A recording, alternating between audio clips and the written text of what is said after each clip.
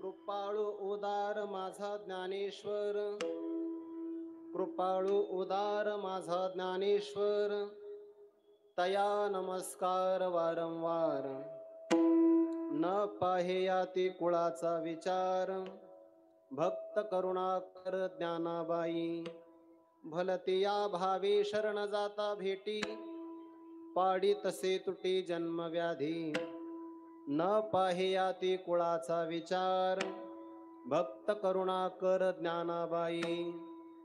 ज्ञानाबाई माझी अनाथाची माय, ज्ञानाबाई माझी अनाथाची माय. एका जनार्दनी पाय वंदितसे, न पाहे याती कुळाचा विचार, भक्त करुणाकर ज्ञानाबाई. नमो ज्ञानेश्वरा, नमो ज्ञानेश्वरा, नमो ज्ञानेश्वरा, नमो ज्ञानेश्वरा, ज्ञानेश्वरा, नमो ज्ञानेश्वरा. नमो ज्ञानेश्वरा, नमो ज्ञानेश्वरा. निवृत्ती उदारा सोपान देवा, निवृत्ती उदारा सोपान देवा, निवृत्ती उदारा सोपान देवा. मुक्ताबाई नमो त्रिभुवन पावनी, मुक्ताबाई नमो त्रिभुवन पावनी, मुक्ताबाई नमो त्रिभुवन पावनी, मुक्ताबाई नमो त्रिभुवन पावनी. आद्यत्रय जननी देवाची, आद्यत्रय जननी देवाची, आद्यत्रय जननी देवाची. नमो ज्ञानेश्वरा, नमो ज्ञानेश्वरा. निवृत्ती उदारा सोपान देवा, मुक्ताबाई नमो त्रिभुवन पावनी. आद्यत्रय जननी देवांचे जयांचे केलिया स्मरण, होय सकळ विद्यांचे अधिकरण. तेची वंदू श्रीचरण श्री गुरूंचे, ते नमस्कारोनी आता. कृपाळू उदार माझा ज्ञानेश्वर, कृपाळू उदार माझा ज्ञानेश्वर, तया नमस्कार वारंवार. न पाहे याती कुळाचा विचार, भक्त करुणाकर ज्ञानाबाई. प्रस्तुत प्राप्त प्रसंगी कैवल्य साम्राज्य चक्रवर्ती विश्वमौली ज्ञानोबाराय. इको थोडा कमी करा. शांती ब्रह्मसंत श्री एकनाथ महाराज, वैराग्य रागरशिक जगदवंदे जगद्गुरु श्री संत तुकोबाराय. वारेकरी संप्रदायातील ज्ञात अज्ञात दृश्य दृश्य कोटीतील सकल संत महापुरुषांच्या परमकृपाशीर्वादाने संपन्न होत असलेला हा भव्य दिव्य स्वरूपाचा उत्सव, उत्सवाच्या निमित्ताने आज आपणा सर्वांच्या अंतकरणामध्ये विराजमान सर्व व्यापक परमात्म्याच्या सेवेकरिता म्हणून घेतलेला हा अभंग वारेकरी संप्रदायाचा अलौकिक द्वितीय स्वरूपाचा प्रचार आणि प्रसार करणारे, वाङ्मयाच्या समृद्ध संपत्तीने संपन्न असणारे शांतीब्रह्म संत श्री एकनाथ महाराज यांचा ज्ञानोबा यांचं वर्णन करणारा 4 चरणाचा अभंग आपल्या समोर उद्धृत केला असून प्रस्तुत अभंगातून शांतीब्रह्म संत श्री एकनाथ महाराज ज्ञानोबा यांच्या ठिकाणी असणाऱ्या अलौकिक गुणांचा, स्वभावाचा, धर्माचा आपल्याला परिचय करून देऊन ज्ञानोबा यांची शरणागती केल्यानंतर काय लाभ आपल्याला प्राप्त होतो याचा गोड विचार सांगतात. विठ्ठल विठ्ठल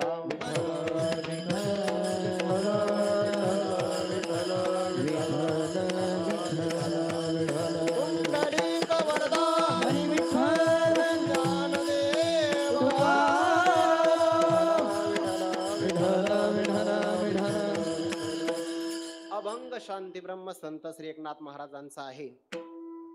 या अभंगातून ज्ञानोबा यांचा आपल्याला गुण परिचय करून देतात. अभंगाचं काही विवेचन करण्यापूर्वी 2 शब्दाचा परिहार देणं अतिशय महत्वाचं आहे. कैवल्य साम्राज्य चक्रवर्ती विश्वमौली ज्ञानोबा यांचा 729व्या क्रमांकाचा हा संजीवन समाधी सोहळा या निमित्ताने वैकुंठवासी प्रातस्मरणीय वंदनीय गुरुवर्य विठ्ठल बाबा देशमुख यांच्या धर्मशाळेमध्ये ज्ञानोबा यांचा संजीवन समाधी सोहळा साजरा होतो आहे. या कार्यक्रमाचं वैभव पाहिलं की असं वाटतं आळंदीतला ऐश्वर्य संपन्न कार्यक्रम इथलाच आहे. विठ्ठल विठ्ठल विठ्ठल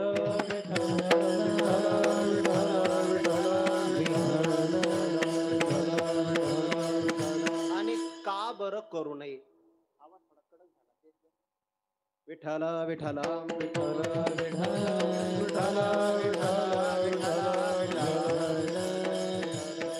आपण ज्ञानोबा यांचा संजीवन समाधी सोहळा साजरा करून यात नवल काय आहे. परमात्मा हा सोहळा करत असतो. आपुल्या दासाचा संभ्रम सोहळा करणे गोपाळा ब्रीद तुमचे. आपल्या भक्ताचा सोहळा करावा हे भगवंताचं ब्रीद प्रतिज्ञा आहे. त्यामुळे भगवान परमात्मा स्वतः सोहळा साजरा करतात. विठ्ठल विठ्ठल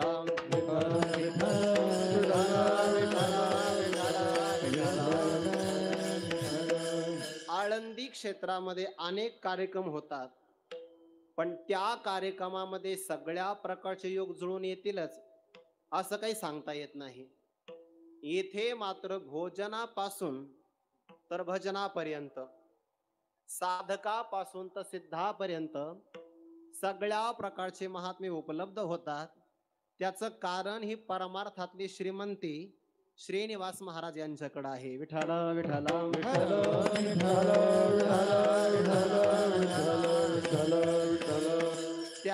त्यांच्या नावातच श्री आहे म्हणून गुरुवर्य राऊत बाबा त्यांना श्रीनिवास असं नाही म्हणत, लक्ष्मीपती. विठ्ठल विठ्ठल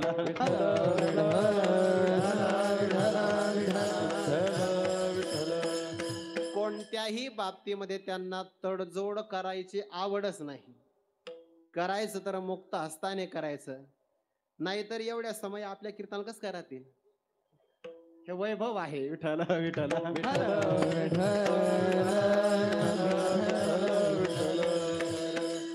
वैकुंठवासी प्रातस्मरणीय गुरुवर्य विठ्ठल बाबांच्या बाबतीमध्ये महाराजांच्या अंतकरणामध्ये असणारी श्रद्धा शब्दाने वर्णन करता येण्यासारखी नाही.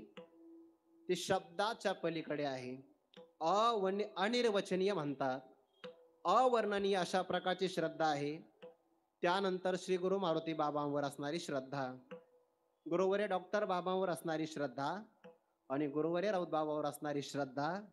त्यांच्या जीवनामध्ये या 4 महापुरुषांची श्रद्धा म्हणजे 4 वेदांची कृपा आहे. विठ्ठल विठ्ठल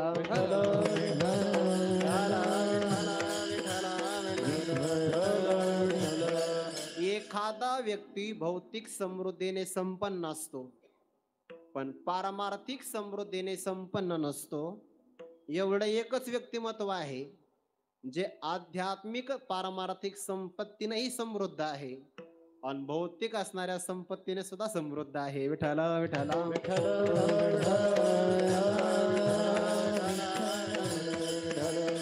महाराजांचा असणारा एक स्वभाव फार चांगला आहे. त्यामुळे आळंदी क्षेत्रातले असणारे सगळे रत्न प्रेम नावाच्या सूत्र धाग्यामध्ये त्यांनी बांधलेले आहे.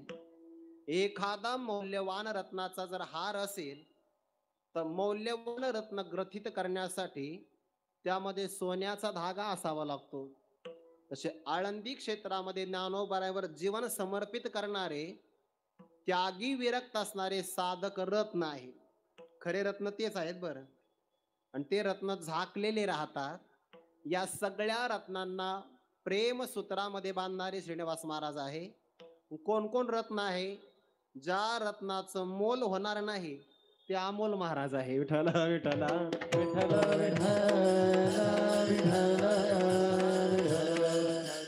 चैतन्य एकच आहे असे हरिभक्तीपरायण नरहरी महाराज आहे. आदरणीय हरिभक्तीपरायण लक्ष्मण महाराज खरात आहे. किंबहुना आपण सर्व गुरुबंधू मंडळी श्रीनिवास महाराजांच्या प्रेमाखातर या ठिकाणी आलेलो आहोत. अगदी बरोबर तासाभराची आपल्याकडे संधी आहे. या तासाभरामध्ये आपल्या सर्वांच्या चरणी अभंगाचा भाव समर्पित करण्याचा प्रयत्न करतो.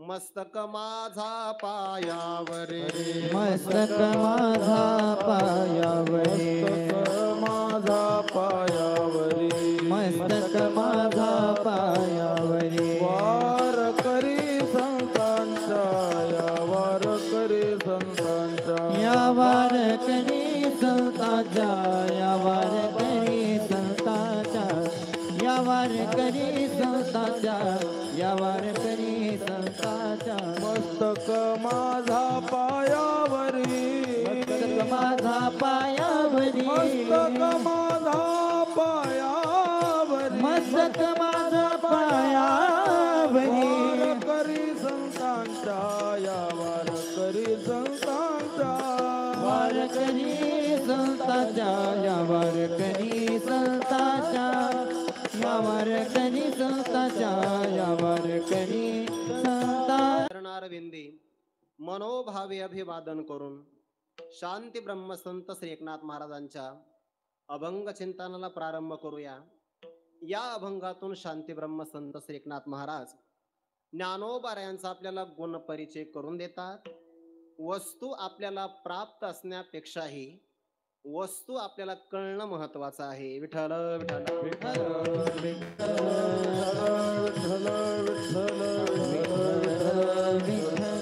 कोणत्याही वस्तूच्या प्राप्तीचा लाभ तेव्हाच घेता येतो जेव्हा त्या वस्तूचं महिमान आपल्या लक्षात येतं. वस्तू मिळाली नाही तरी चालेल पण त्या वस्तूचा मोठेपणा कळाला पाहिजे. सामान्यतः नियम असा आहे ज्याला जे मिळतं त्याला ते कळतच असं घडत नाही. विठ्ठल विठ्ठल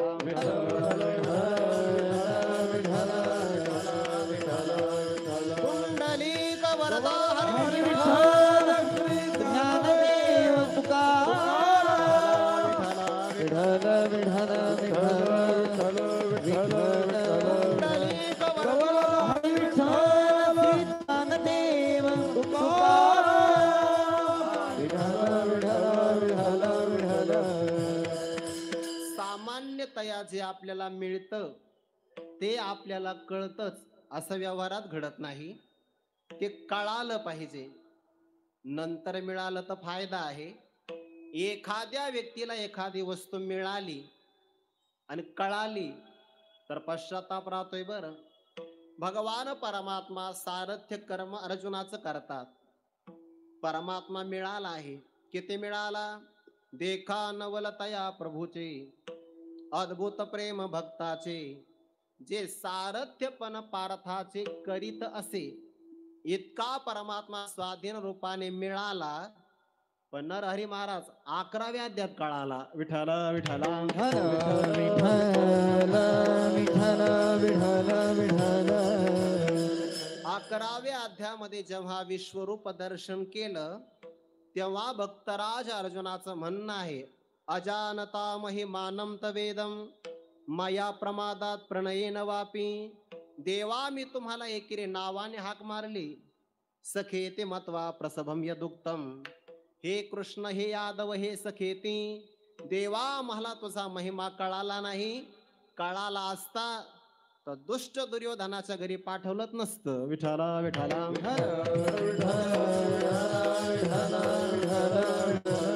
भक्तराज अर्जुनासारख्या व्यक्तिमत्वाला इको जास्त झाला आता विठाला विठाला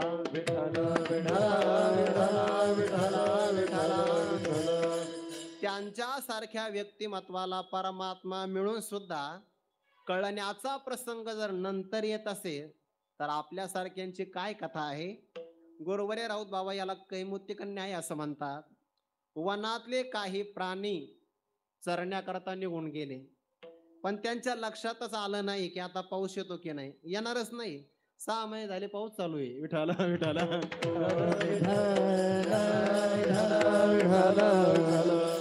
सायंकाळी सगळे प्राणी आपापल्या घराकडे निघाले. हा सामान्य नियम आहे बरं.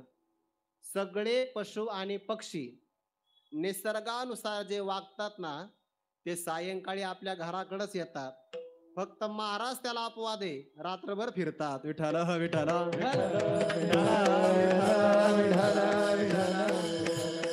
का फिरतात त्याचे कारण आहे तुकाराम महाराज. हे विश्वचे माझे घर. विठाला विठाला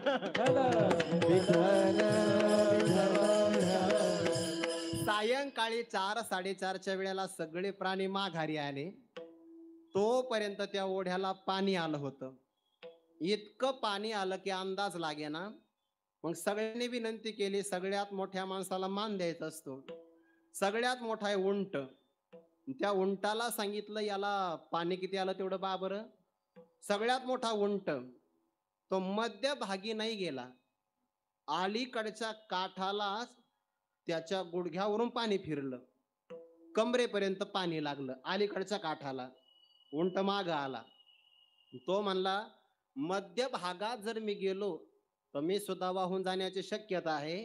इतकं प्रचंड प्रमाणात पाणी आलेलं आहे. सगळ्या प्राण्यांनी ठरवलं की सायंकाळी आपल्या इथंच मुक्काम करायचा आहे. सप्ताह सुरू. विठाला विठाला सगळ्या प्राण्यांनी एकमुखाने ठराव मान्य केला. पुढचा प्रवास करायचा नाही. हे 1 तासानंतर एक शिळी आपल्या पिलासहित आली आणि तिने सगळ्यांना विचारलं पलीकडे नाही का जायचं. म्हणे जायचंय पण पाणी फार प्रचंड आहे. किती आहे. मी माझ्या पिल्लासहित पलीकडे जाईल का. बाकीचे माणसं म्हणले अरे उंटाच्या अंगण पाणी फिरलंय. शेळीची काय कथा आहे. तसं भक्तराज अर्जुनाला जर परमात्म्याचा महिमा नाही कळाला आपली काय कथा आहे. विठाला विठाला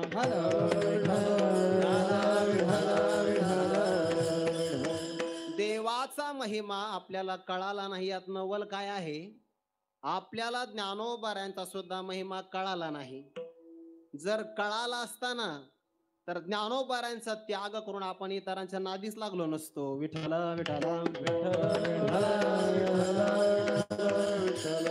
एखाद्या व्यक्तीने कल्पतरू नावाच्या झाडाखाली बसावं. झाडाखाली बसल्यानंतर आपल्या जीर्ण शीर्ण झालेल्या झोडीला गाठी माराव्या तसाच आपला प्रकार आहे. त्याला हसण्याचं काही कारण नाही. सर्व साधकांचे इच्छित मनोरथ पूर्ण करणारे ज्ञानोबा राय आहेत. या कल्पतरू अकल्पनाख्य कल्पतरूच्या सावलीला बसून सुद्धा जर व्यावहारिक फलाकरता आपण साधना करत असेल तर समजून घ्यावं मिळालं कळालं नाही. विठाला विठाला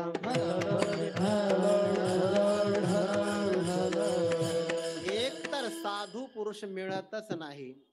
महत्संगस्तु दुर्लभ दुर्लभ आहे. यदा कदाचित प्राप्त झाले तर अगम्याह कळत नाही. पण न कळताही मिळाले तर वाया जात नाही. नंतर पश्चाताप करण्यापेक्षा अगोदर आपल्याला परिचय झाला पाहिजे. संतांचा परिचय फार महत्वाचा आहे. नाहीतर संतांची उपेक्षा घडू शकते. त्याचं एक कारण आहे. संत महात्मे आणि सामान्य असणारे पुरुष व्यावहारिक भूमिकेतून पाहिले तर सारखे दिसतात. पारमार्थिक भूमिकेतून पाहिले तर वेगळे असतात. व्यवहारात दिसायला सारखे दिसतात असायला मात्र वेगळे असतात विठ्ठल. संत नवती जगा मानसाच्या सारखे संत नवती जगा मानसाच्या सारखे हे संत नवती जगा मानसाच्या सारखे संत नवती जगा मानसाच्या सारखे समुद्र नदी नोगे पैगा पाषाण म्हणून येणगा संत नवती जगा मानसाच्या सारखे समुद्र नदी नोगे पैगा पाषाण म्हणून येणगा संत नवती जगा मानसाच्या सारखे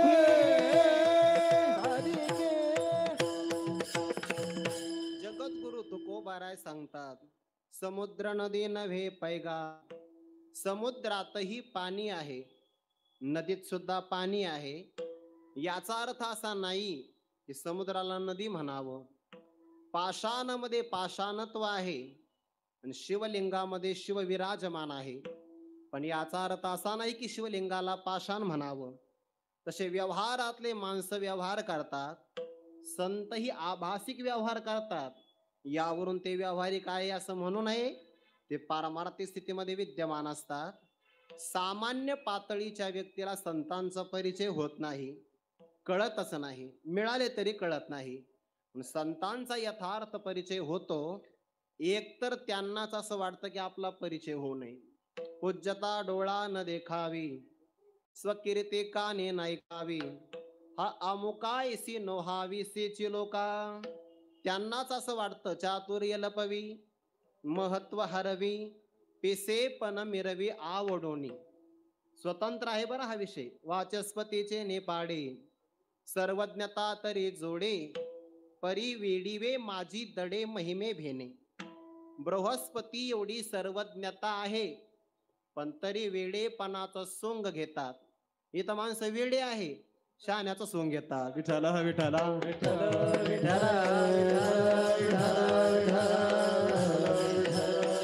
सकाळी एक कीर्तनकार असं म्हणाले, आळंदीला येणारे सगळे येडेच असतात, सगळे.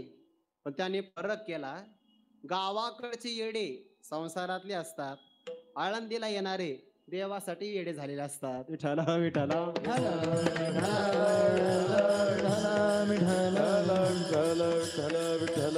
सर्वज्ञता असताना सुद्धा वेडेपणाचा अभिनय करणं वेगळं आहे बरं. त्यांना असं वाटतं लोकांमध्ये आपली कीर्ती होऊ नये, पूज्यता डोळा न देखावी. म्हणजे अर्थ काय झाला, स्वतःचा परिचय संत देत नाही, सामान्य माणसाला ते कळत नाही आणि संत मिळाल्याशिवाय उद्धार होत नाही. मग काय करावं, अशा प्रसंगाला कोण्यातरी संतांना शरण जावं आणि दुसऱ्या संतांचा परिचय करून घ्यावा. विठ्ठल विठ्ठल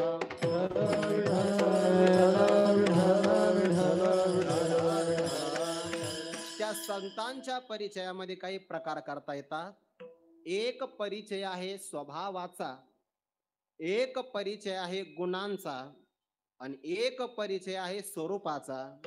स्वरूपाचा परिचय जर आपण नाथ महाराजांना विचारला तर, कैवल्याचा पुतळा प्रगटला भोतळा, कैवल्याचा पुतळा प्रगटला भोतळा, चैतन्याचा जिव्हाळा ज्ञानोबा माझा, चैतन्याचा जिव्हाळा ज्ञानोबा माझा, चैतन्याचा जिव्हाळा ज्ञानोबा माझा, चैतन्याचा जिव्हाळा ज्ञानोबा माझा.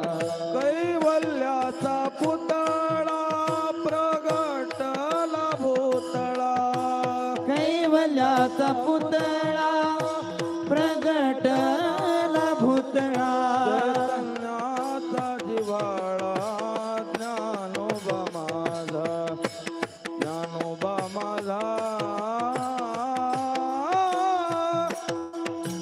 साधकाचा माय बाप दरुशने हरे ताप साधकाचा माय बाप दरुशने हरे ताप चैतन्याचा ज्ञानोबा माझा ज्ञानोबा माझा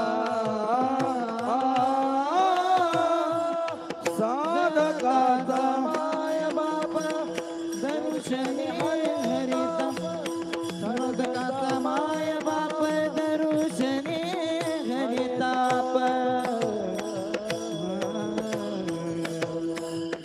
संतांचा स्वरूप परिचय करून देतात. कैवल्याचा पुतळा. कैवल्य शब्दाचा अर्थ आहे द्वैत नाही तत्सापेक्ष अद्वैतही नाही, दोन नाही तत्सापेक्ष एकही नाही, एका वाचून एक असणार परब्रह्म तत्व त्याला म्हणतात केवल. आणि केवलत्वाचा जो भाव आहे त्याला म्हणतात कैवल्य. दिव्य तेजपुंज मदनाचा पुतळा परब्रह्म केवळ बोलत असे, हा ज्ञानोबाऱ्यांचा स्वरूप परिचय आहे. पण त्या स्वरूपामध्ये संतत्व जेव्हा अभिव्यक्त होतं तेव्हा त्यांच्या ठिकाणी अनेक गुणाभिव्यक्त होतात. ज्ञानोबाऱ्यांनी 9व्या अध्यायामध्ये म्हटलं आहे, महात्मानस्तुमां पार्थ दैवीं प्रकृतिमाश्रिताः. या पदावर चिंतन करत असताना बाकी महापुरुष असं म्हणतात की त्या महात्म्याने दैवी प्रकृतीचा अंगीकार केलेला आहे. ज्ञानोबाराय तसं व्याख्यान नाही करत.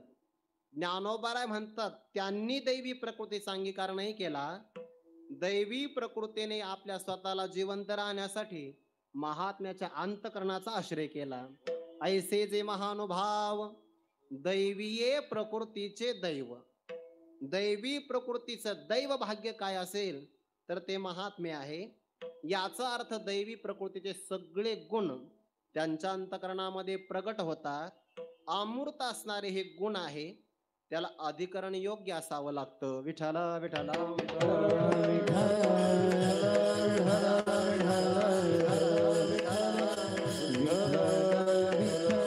परब्रह्म स्वरूप हे शब्दाचा विषय नाही होऊ शकत. नामरूप संबंध, जाती क्रिया भेद, आकाराशीच प्रवाद वस्तूशी नाही, स्वरूपाने त्यांचा परिचय नाही करता येणार. पण अशा महात्म्यांच्या गुणांचा परिचय मात्र आपल्याला करता येतो. ज्ञानोबारायांचा स्वरूप परिचय परब्रह्म आहे, पण त्यांचा आम्हाला काहीतरी गुण परिचय सांगा. तो गुण परिचय नाथ महाराज अभंगाच्या पहिल्या चरणात सांगतात. कृपाळू दान माझा ज्ञानेश्वर, कृपाळू दान माझा ज्ञानेश्वर, कृपादार माझा ज्ञानेश्वर, कृपादार माझा ज्ञानेश्वर, कृपाळू दान माझा ज्ञानेश्वर, कृपाळू दान माझा ज्ञानेश्वर, कृपादार माझा ज्ञानेश्वर, कृपादार माझा ज्ञानेश्वर. तया नमस्कार वार वार, तया नमस्कार वार वार, न बाह्याती कुळाचा विचार, न बाह्याती कुळाचा विचार, तया नमस्कार वारंवार, तया नमस्कार वारंवार, न पाह्याती कुणाचा विचार, न पाह्याती कुणाचा विचार. हरी कृपाळू भूतान माझा ज्ञानेश्वर कृपाळू दार माझा ज्ञानेश्वर दया नमस्कार वार वार दया नमस्कार वार वार कृपाळू उदार माझा ज्ञानेश्वर कृपाळू उदार माझा ज्ञानेश्वर नमस्कार वार वार दया नमस्कार वार स्वरूप शब्दाने सांगता येत नाही, त्यांचा गुणांचा परिचय आम्हाला करून द्या. वा वा वाटे जना तुका म्हणे साठे गुणा. मनुष्य व्यवहारामध्ये आपल्याला आवडतो त्याला कारण गुण आहे. बरं, बऱ्याचदा एखादा गुणी नाही आवडत पण त्याचा गुण आवडतो. विठाला विठाला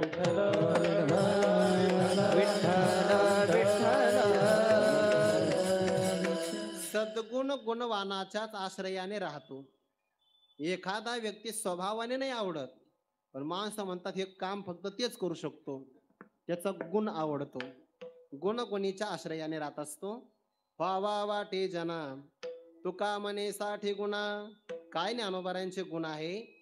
भगवान परमात्म्याला सुद्धा खंत होते आहे. समाधीच्या प्रसंगामध्ये भगवान शोक करतात. ज्ञानोबारांच्या बाबतीमध्ये खंत का करतात? सांगतात, भक्त ज्ञानी आणि विरागी ज्ञानदेवायसाच हो योगी. न देखो नायको याची लागी खंते वाटे बहुत. भगवंत म्हणे नाम यासी हे यथार्थ तू बोलसी. परीक्षण क्षण गुण आठवती या ज्ञानदेवाचे. पाहून आलो आता. विठाला विठाला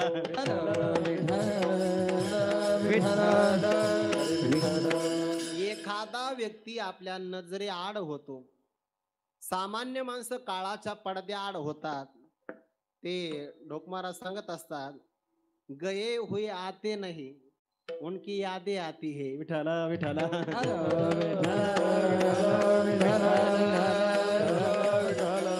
गेलेला व्यक्ती कधीही येत नसतो पण त्याची आठवण मात्र कायम येते ना. ते कधी कधी काही पत्रिकेत असतं बघा, आठवण येते क्षणाक्षणाला. विठाला विठाला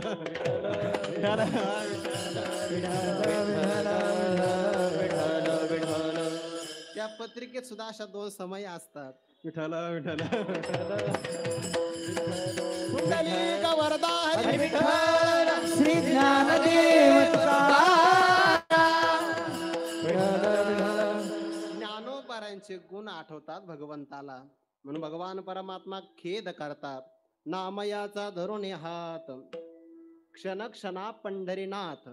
ज्ञानदेवा ते आठवीत कंठ सदगदित करून या. उद्धवा ते म्हणे पांडुरंग या सज्जनाचा न व्हावा वियोग.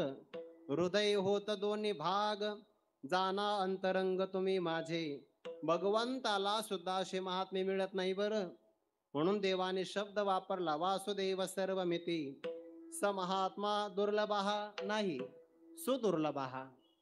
भगवंतालाच मिळत नाही म्हणून सुदुर्लभ आहे. मिळत नाही त्यांचे गुण आठवतात. काय आहे ज्ञानोबारांचे गुण? नाथ महाराज पहिला गुण सांगतात, कृपाळू. ज्ञानोबाराय कृपाळू आहे. कृपा ही शक्ती आहे आणि तिचं आधिक्य दाखवण्याकरता मराठीमध्ये आळू शब्द वापरतात. बरं, कृपाळू कृपेचं आधिक्य आहे. काही माणसं झोप जास्त घेतात, त्याला काय शब्द आहे? वा, जागा असेल तर सांगा काय शब्द आहे त्याला? झोपाळू. एखादा व्यक्ती जर जास्त प्रमाणामध्ये खात असेल, ऐसा भुकाळू. विठाला विठाला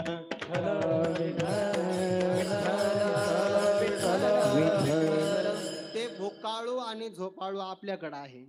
संतांच्या ठिकाणी कृपा शक्ती आहे. जेव्हा दया वृत्ती कार्यकारी होते तेव्हा त्याला कृपा असं म्हणतात.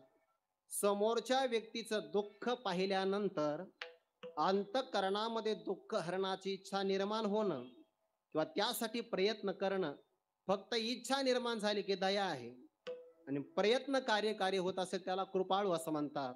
आता दया ते ऐसी पूर्णचंद्रिका जैसी निववितान कडसी साने थोर. ज्ञानोबाऱ्या पुष्कळ दयेचं व्याख्यान 16व्या अध्यायामध्ये करतात. दुसऱ्याला दुःख झालं की ते दुःख आपल्याला आपलं वाटावं, समजून घ्यावं, आपल्या मनामध्ये दया आहे. दुसऱ्याला सुख झालं की त्याच्या सुखाचा हर्षाचा आनंद आपल्या अंतकरणामध्ये अभिव्यक्त व्हावा, ती सुद्धा एक प्रकारची दयाच आहे. याकरिता ज्ञानोबाऱ्या उदाहरण देतात. एखाद्या व्यक्तीच्या पायामध्ये जर काटा रुतला, अश्रू डोळ्यातून येतात, पायाच्या वेदना डोळ्याला होतात, दयाच आहे. आणि पायाला शीतल स्पर्श प्राप्त झाला की आनंद डोळ्याला होतोय, ही सुद्धा दयाच आहे. बर, दया तेथे धर्म, धर्म तेथ सुखागम, सुखी पुरुषोत्तम असे जैसा. ज्या धर्मात दया नाही त्या धर्माला धर्म म्हणायचं नाही. विठ्ठल विठ्ठल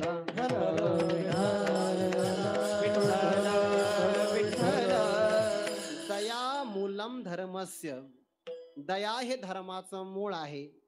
आणि ती दया जर कार्यकारी झाली की त्याला कृपा असं म्हणतात. ज्ञानोबाऱ्यांच्या ठिकाणी किती कृपा आहे हो, फार मोठी कृपा आहे. दोन्हीचे उदाहरण पुढे देणार आहे. कृपाळू पहिल्यांदा सांगितले कृपा आहे. त्यानंतर ज्ञानोबारे कसे आहेत, उदार आहे. उदार, आपल्याकडे असणारं सर्वस्व अर्पण करणं, या अंतकरणाच्या वृत्तीला औदार्य वृत्ती किंवा उदार वृत्ती असं म्हणतात. भगवंताने आपल्या हृदयातलं ज्ञान भक्तराज अर्जुनाच्या समोर प्रगट करून दाखविलं. तसं ते देवाने आतापर्यंत कोणाला सांगितलं नाही. घरातल्या कोणत्याच लोकांना प्रतिपादन नाही केलं. प्रेमास्पद असणाऱ्या अर्जुनाच्या समोर देवाने अंतकरण मोकळं केलं. खरं असं आहे, कोणाच्याही समोर मनुष्याने आपलं मन मोकळं करू नये. समोरचा व्यक्ती तेवढा पात्रतेचा असावा लागतो. जर त्याला आपलं अंतकरणातली संवेदना कळाली तरच मनुष्याने मन मोकळं करावं. नाहीतर आपले बरेच रहस्य दुसऱ्याला कळतात, आपण गोत्यात येतो. विठाला विठाला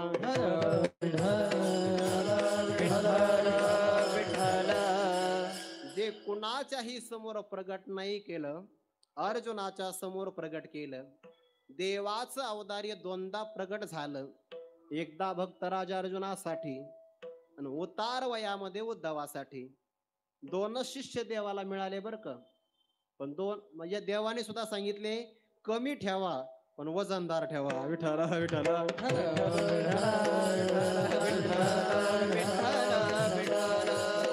एका करिता भगवद्गीता प्रगट झाली आणि दुसऱ्या करता मात्र श्रीमद भागवत पुराण प्रगट झालं. ज्ञानोबांनी सुद्धा दोन शिष्य केले अमोल महाराज. एक पशु, दुजा सच्चिदानंद बाबा. शिष्य केले नभा ना कळती. दोन शिष्य केले. एक पशु म्हणजे रेडेश्वर आणि दुसरे सच्चिदानंद बाबा. या बाबतीत ज्ञानोबाने देवाला मागं टाकलं. म्हण का बरं? कारण देवाला जे दोन शिष्य भेटले ना ते जिवंत होते. ज्ञानोबाचे शिष्य वेगळे महाराज. सगळ्यात निर्बुद्ध प्राणी रेडेश्वर पहिला शिष्य आणि दुसरे शिष्य मृत झालेले पुन्हा जिवंत केले. म्हणून देवापेक्षा ज्ञानोबा आहे काकणभर अधिक श्रेष्ठ. विठाला विठाला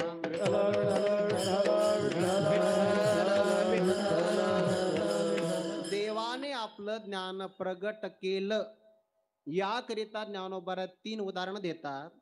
ज्याप्रमाणे गाय वासराच्या निमित्ताने दूध देते, सगळ्या घराला फायदा होतो, सगळ्या घराला.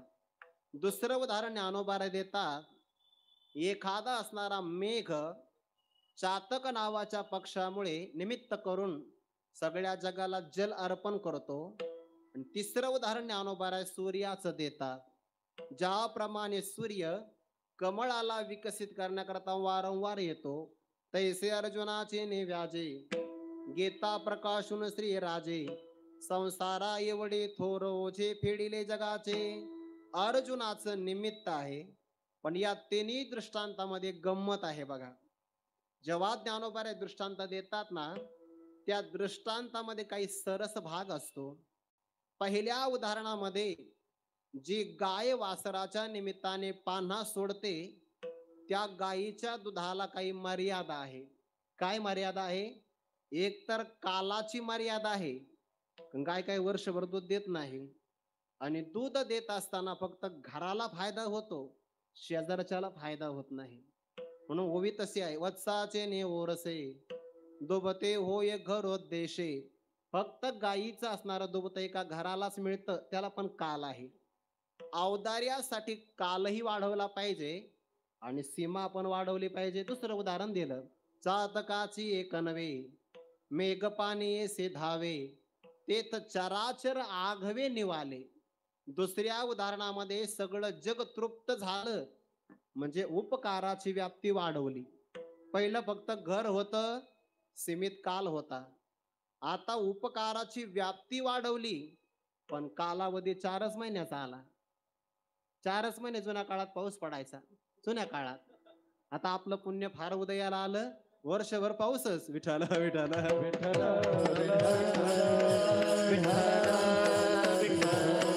ज्ञानोबाऱ्या तिसरं उदाहरण देतात, वर्षभर उपयोग झाला पाहिजे आणि सगळ्याला झाला पाहिजे. अनन्य गती कमळा लागी सूर्य एवेळो वेळा की सुखिया होई जे डोळा त्रिभुवनीचा. कमळाच्या विकासासाठी सूर्य उदयाला येतो. प्रकाशाचा फायदा फक्त कमळाला नाही, सगळ्या जगाला होतो.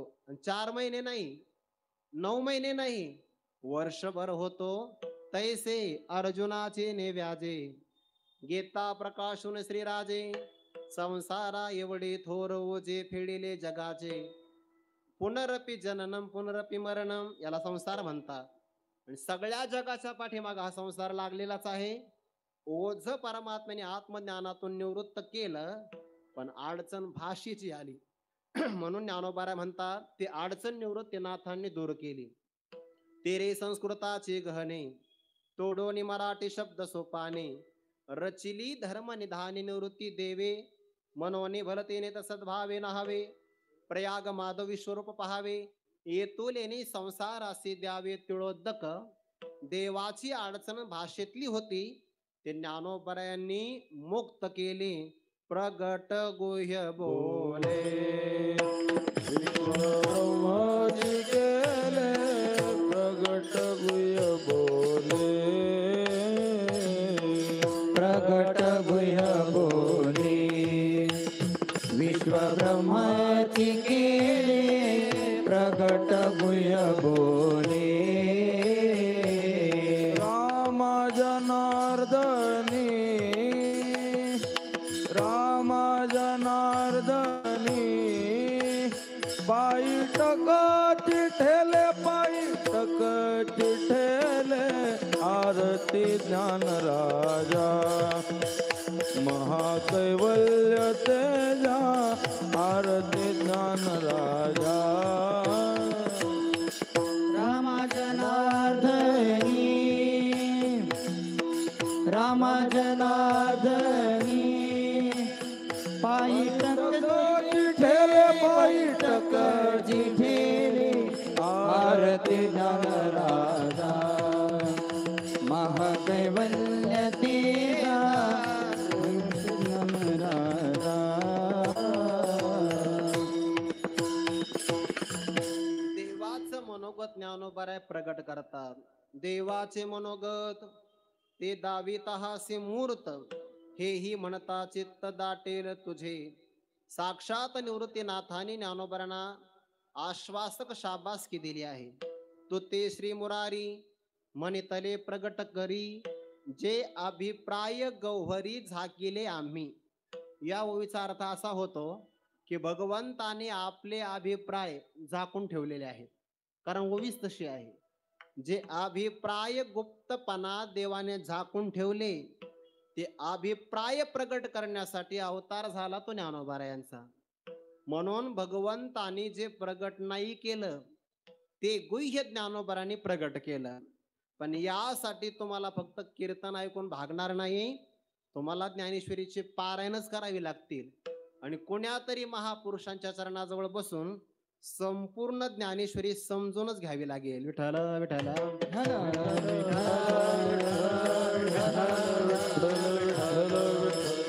नाहीतर ज्ञानेश्वरी सारखा ग्रंथ नाही. ज्ञानेश्वरी सारखा ग्रंथ नाही म्हणतोय आपण, कळतं काय?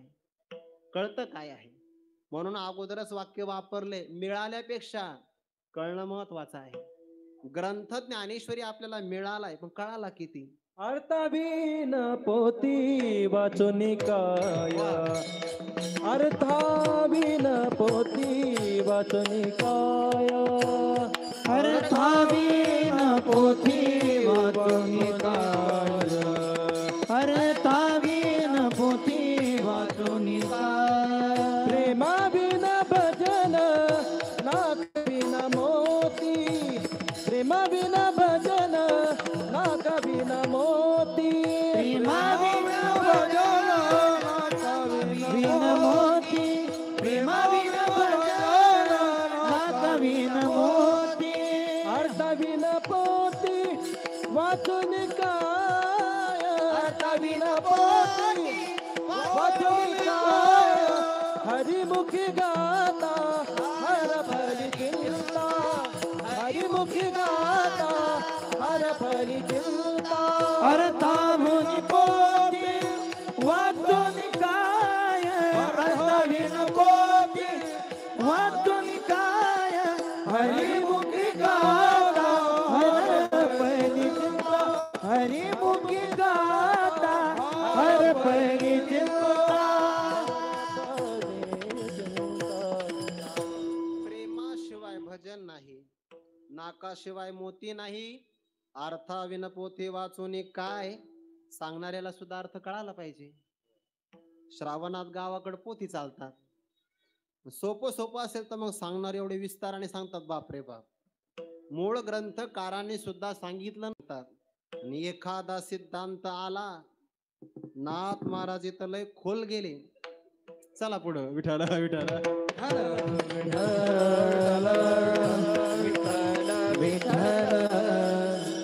लाईव्ह आहे ना, म्हणून ते प्रगट गुये बोले नाही बोलत मी. विठाला विठाला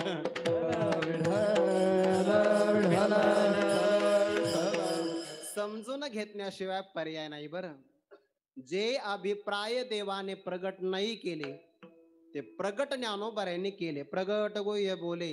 जाता जाता एक भाव सांगून जातो.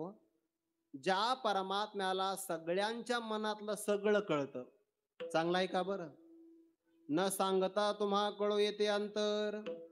देवाला आपल्या सगळ्यांचं मनातलं सगळं कळतं, त्याला देव म्हणतात. आणि देवाच्या मनातलं ज्यांना कळतं त्यांना ज्ञानदेव म्हणतात. विठाला विठाला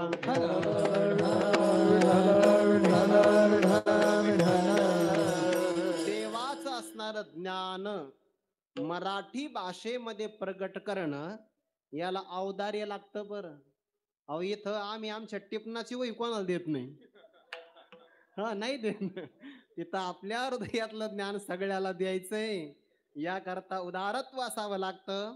ज्ञानोबराने गीतेचा अभिप्राय प्रगट केला, उदारत्व आहे. आणि मराठी भाषेत सांगितला, कृपाळू आहे. विठाला विठाला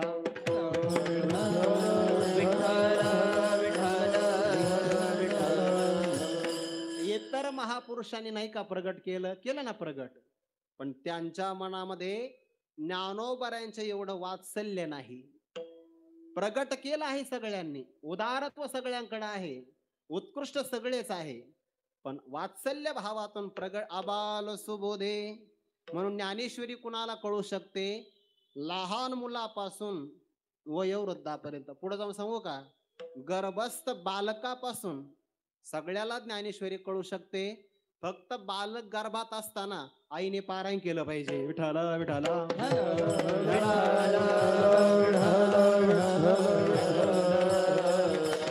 बालक जर गर्भात असेल आणि माता जर ज्ञानेश्वरी वाचत असेल तर तिला वेगळे गर्भसंस्काराचे पुस्तक घ्यायची गरजच नाही. विठाला विठाला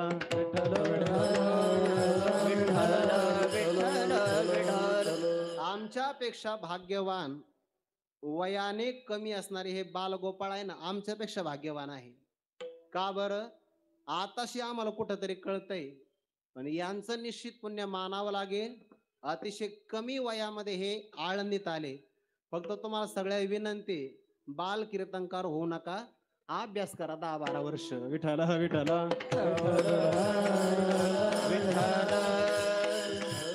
नाहीतर कोणी 6 महिन्यात कीर्तनकार, कोणाला नाही जमलं मग विना घेऊन आहे नाचाला. विठ्ठल विठ्ठल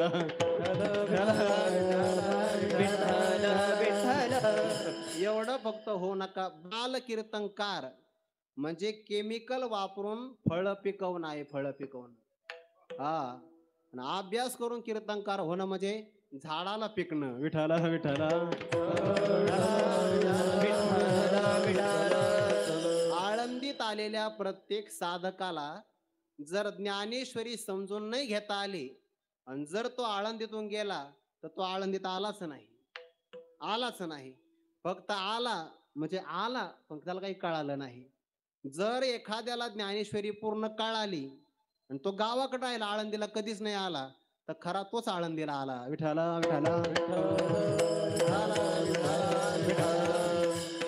एवढं जर अवतारी ज्ञानोबारांनी प्रगट केलं असेल, आपल्या जीवनामध्ये तो योग प्राप्त झाला असेल, तर शहाण्या माणसाने मरण्याच्या अगोदर एक श्वास शिल्लक असताना असं म्हणलं पाहिजे की आज मला ज्ञानेश्वरी कळाली, समजली.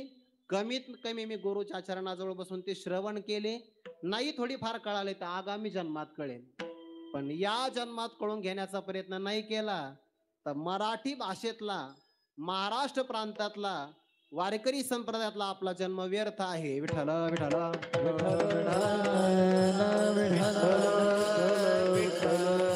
मराठी भाषेत आलंय, ज्ञानोबा कृपाळू आहे, प्रगट केलं, उदार आहे.